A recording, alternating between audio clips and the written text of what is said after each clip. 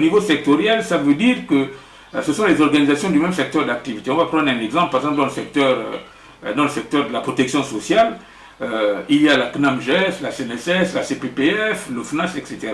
Donc toutes ces organisations, toutes ces OPS qui font dans la protection sociale ont des organisations syndicales. Et si ces organisations syndicales se fédèrent, se mettent ensemble, elles vont créer ce qu'on appelle une fédération sectorielle de la protection sociale en matière de défense des droits des travailleurs de tout le secteur d'activité. Donc vous voyez que là on est sorti du cadre de l'entreprise, on est au niveau sectoriel. Et donc c'est une fédération.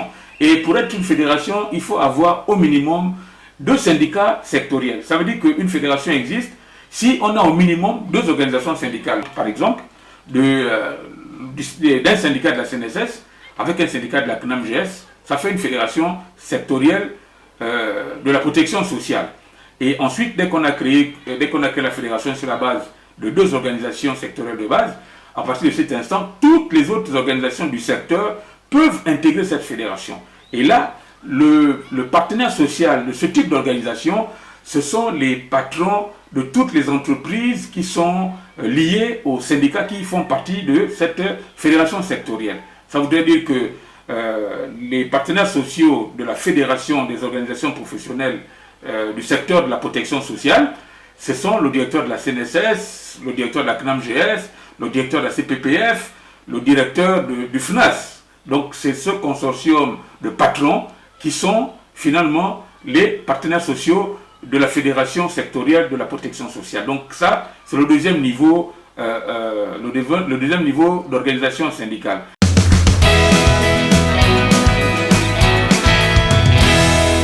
Dans ce type d'organisation, ce sont des organisations syndicales qui adhèrent. Alors que dans l'organisation de base, ce sont les individus qui adhèrent, ce sont les travailleurs qui adhèrent. Or là, ce sont les syndicats du secteur d'activité qui adhèrent dans la fédération pour créer la fédération sectorielle. Et là, donc, nous sommes au deuxième niveau. Et là, le vote se passe comment? C'est évidemment de la même manière que les individus sont dans les organisations syndicales de base. Les syndicats sont représentés par les présidents des syndicats dans ces fédérations. Et c'est leur voix, en fait, qui est délibérative, qui désigne le représentant de cette fédération sectorielle. Et c'est également les syndicats qui forment la